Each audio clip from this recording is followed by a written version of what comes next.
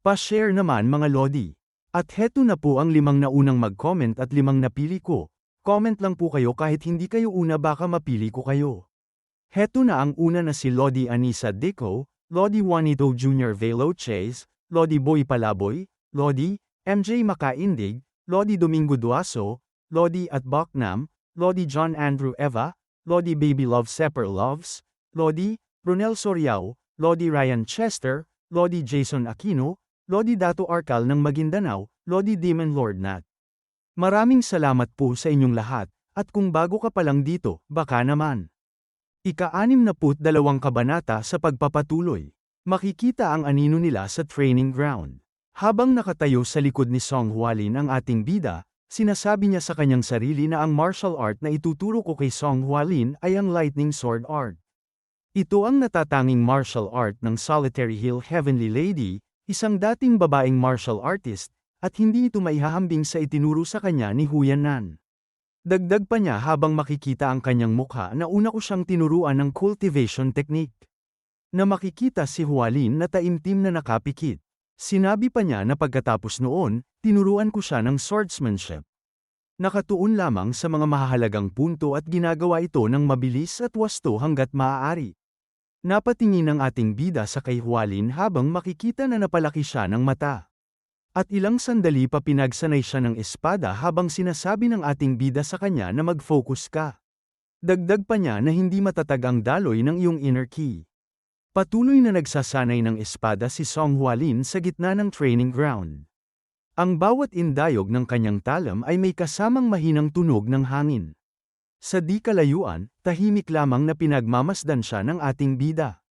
Nakatayo siya ng tuwid, ang mga matay matalim at mapanuri, sinusuri ang bawat maliit na detalye.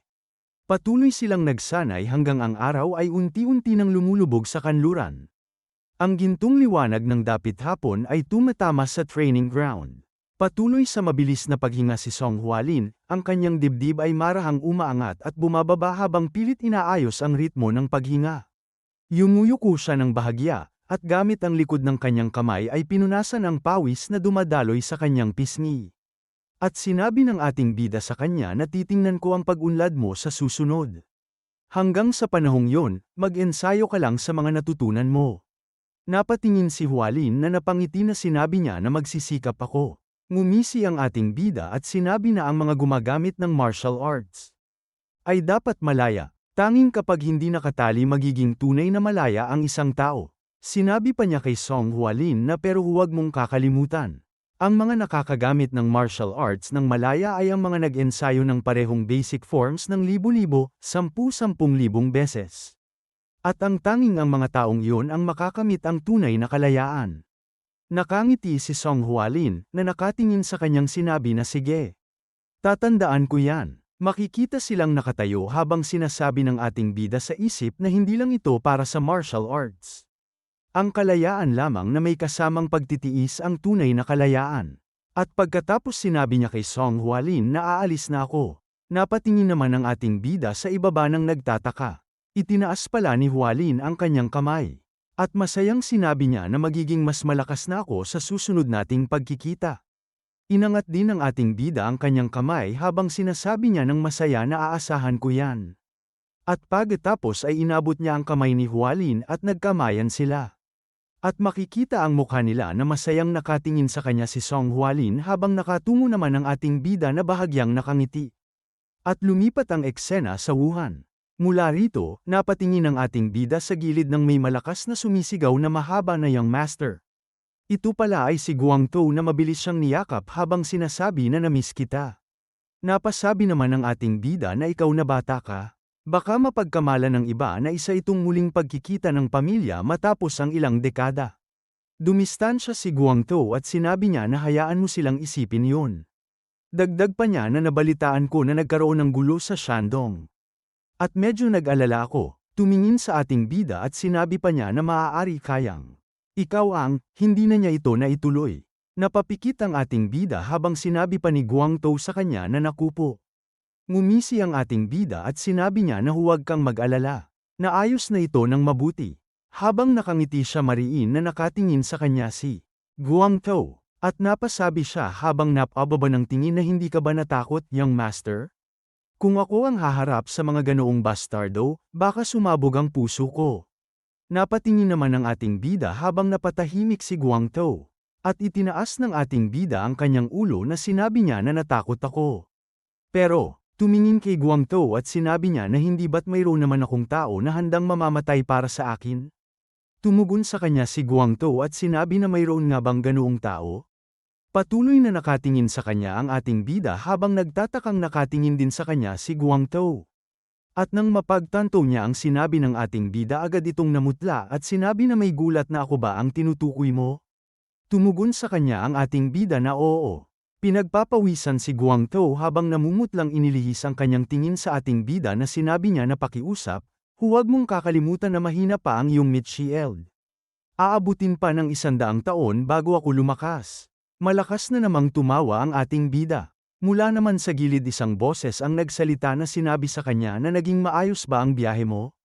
Lumingon ang ating bida at sinabi niya na salamat sa iyo. Nakabalik ako ng ligtas. Nagulat ang ating bida nang makita niya ito at sinabi na bakit parang haggard ang mukha mo. Na makikita ang mukha ni General Manager na malaki ang eyebag na nakatingin sa kanya. Sinabi pa ng ating bida sa kanya na magpahinga ka muna at magtrabaho sa komportableng bilis. Tumugon naman sa kanya si General Manager na nagtatrabaho naman ako habang kumakain at natutulog ng maayos. Napahinga naman ang ating bida at sinabi na utos yan. Tumango ng ulo si General Manager at nakapikit na sinabi sa kanya na opo. Naintindihan ko. Sinabi pa nito sa ating bida na higit na mas importante, young Master Billy, may lugar tayong kailangang puntahan. Nagtatakang napatingin naman ang ating bida sa kanya. At ilang sandali pa makikita ang manor na ito. Namangha naman ang ating bida nang makita ito.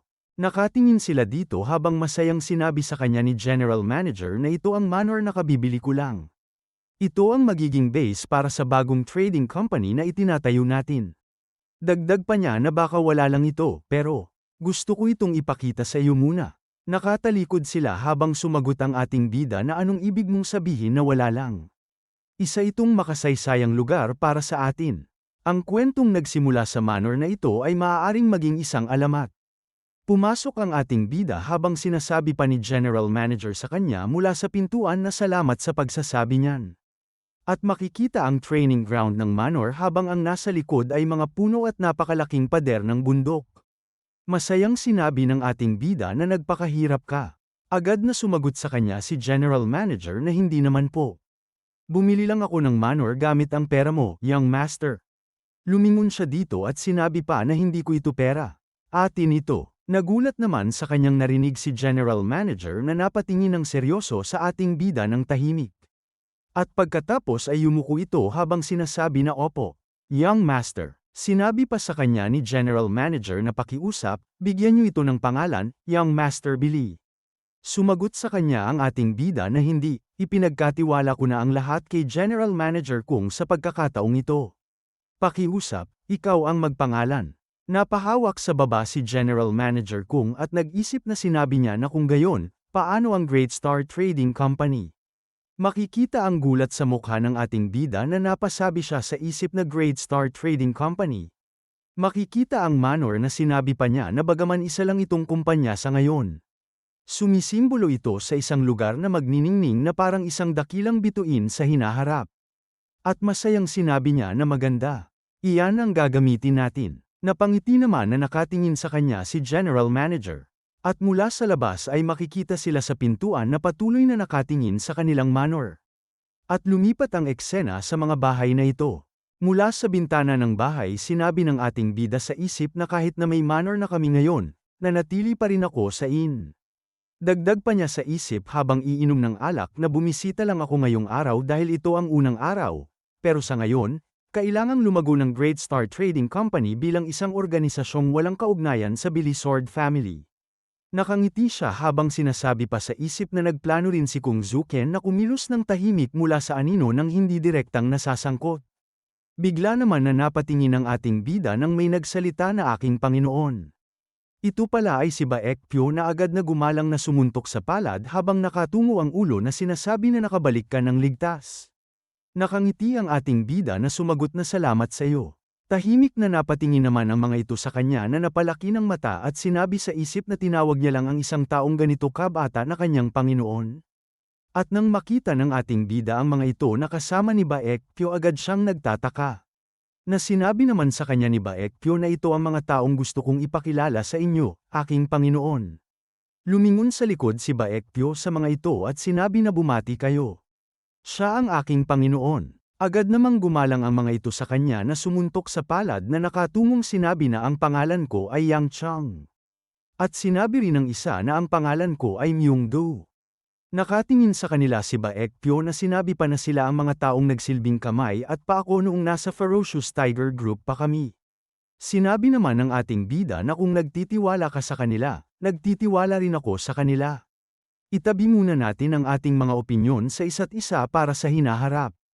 Patuloy na nakatulala ang dalawa na nakatingin sa kanya na hindi makapaniwala. At muling sumuntok sa palad at yumukong malakas na sinabi na oo. Sinabi naman sa isip ng ating bida habang nakangiti na maayos silang sinanay ni Baekpyo. Ang kailangan natin higit sa lahat ngayon ay talento, lalo na ang mga mapagkakatiwalaang individual. Dagdag pa niya habang makikita si Baekpyo na gaano man karami ang pera, o gaano man karaming martial artists ang matipo natin. Kung walang maayos na tao na mamumuno sa kanila, sila ay mga numero lamang. Na makikita ang mukha ng ating bida na nakangiti na nakatingin sa itaas. At dito na po nagtatapos ang ika-62 kabanata.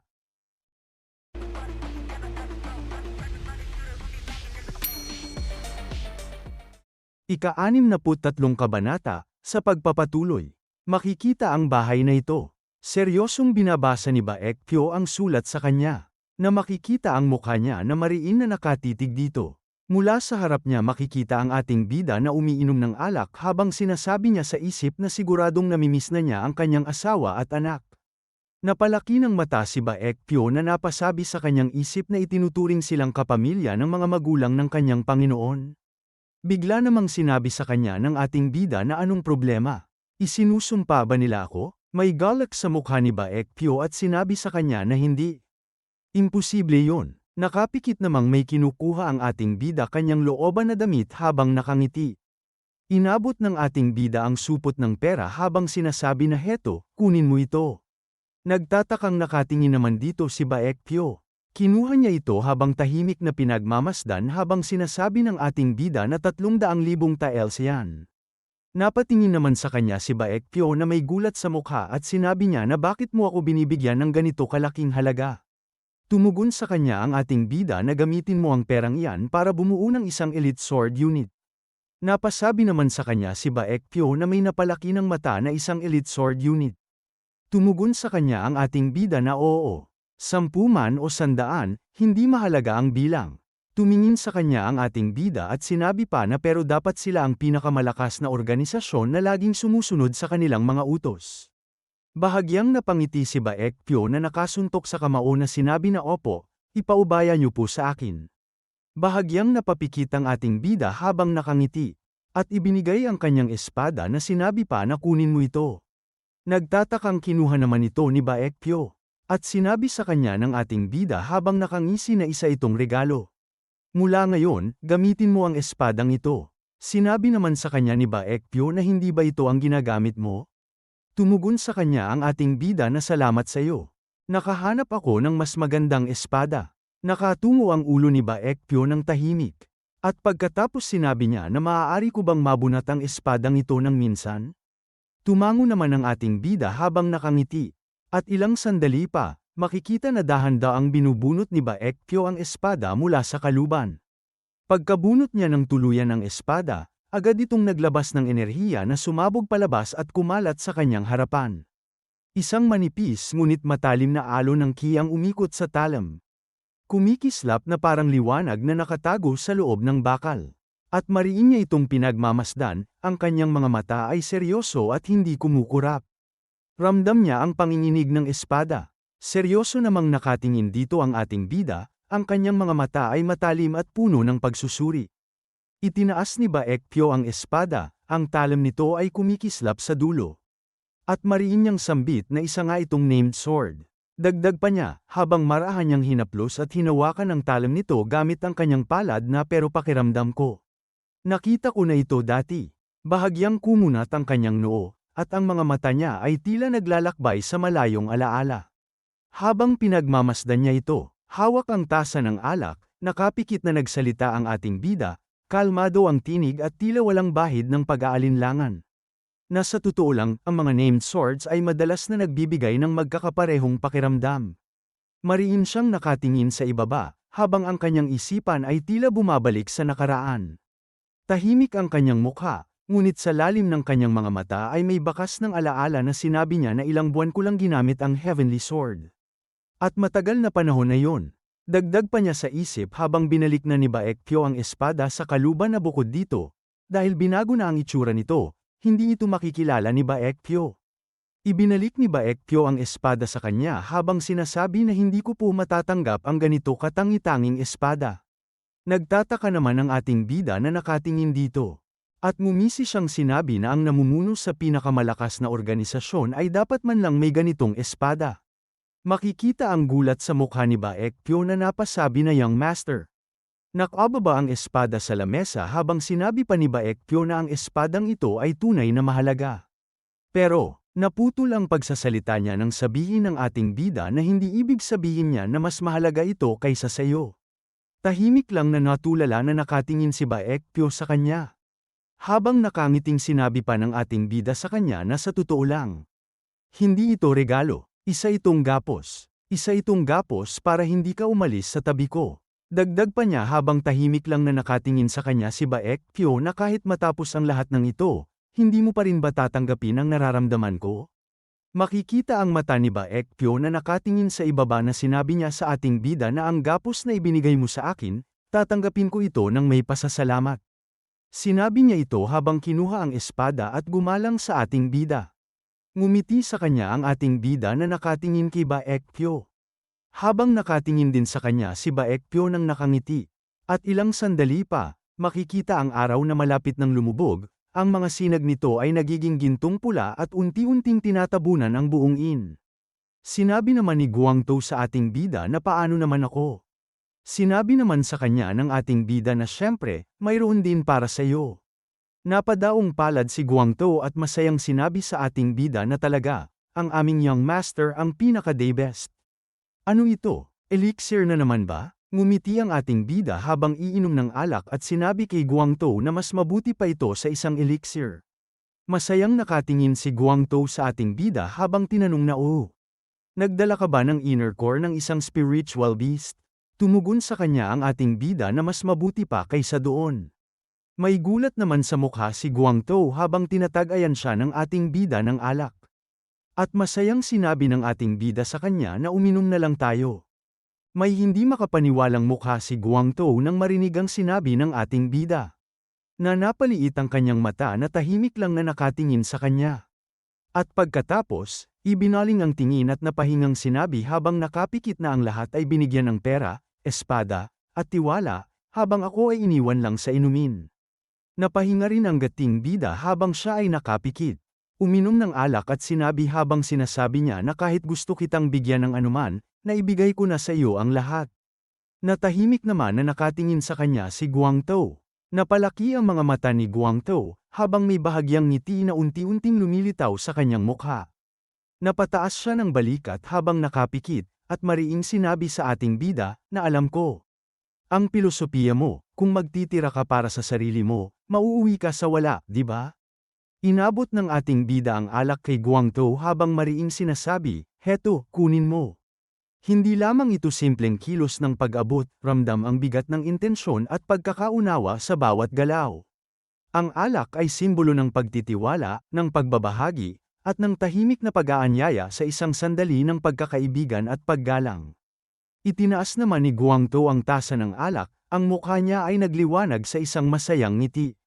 Mariing niyang sinabi, oo, dapat ko itong tanggapin, mas mabuti pa ito sa elixir. Ang tinig niya ay puno ng kasiyahan at bahagyang pagkagulat sa simpleng kabutihang ipinakita sa kanya.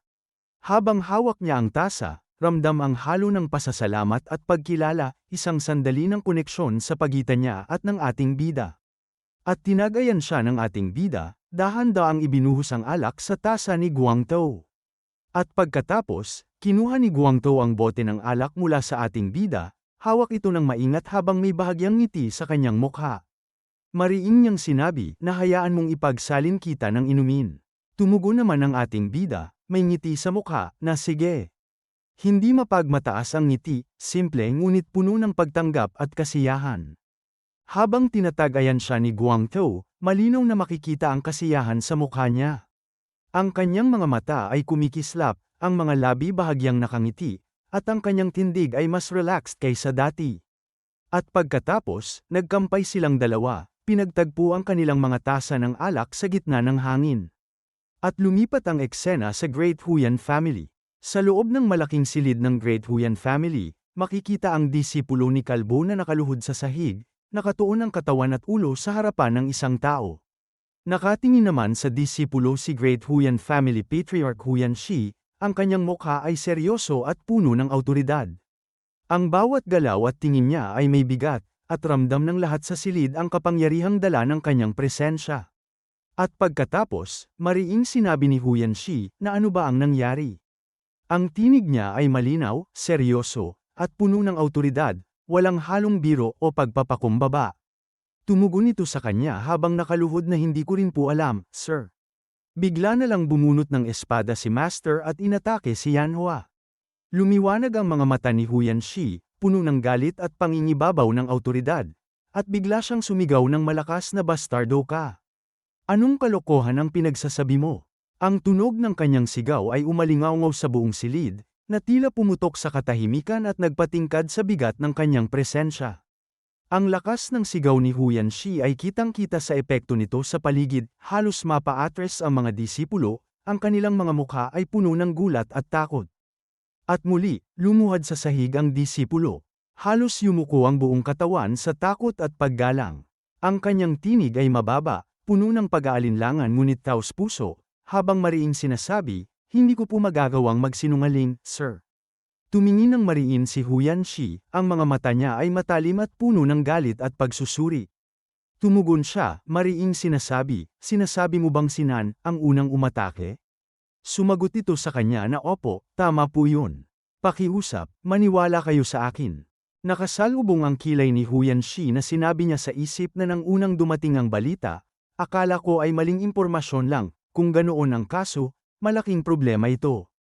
Ang kilalang slaughterer ng Heavenly Blade sect na si Yanhua, na kilala sa kanyang pagmamalaki at masamang ugali, ay hindi hahayaang lumipas ang usaping ito ng madali. At pagkatapos sinabi nito sa mga disipulo habang nakatayong matuwid na umalis ka na at magpakatino. Sumagot ang mga ito na opo. Naiwan ang nakaluhod sa kanyang harapan habang sinasabi ni Huyan Shi na mayroon ka pa bang gustong sabihin. Tumugon nito na mayroon akong dapat iulat. Patriarch, tumugon nito sa kanya na ano yon. Nakatingin ito sa ibaba habang sinabi na yun po ay, hindi na niya ito naituloy. At naiisip ito na sinabi na binisita ni Yatian si Master.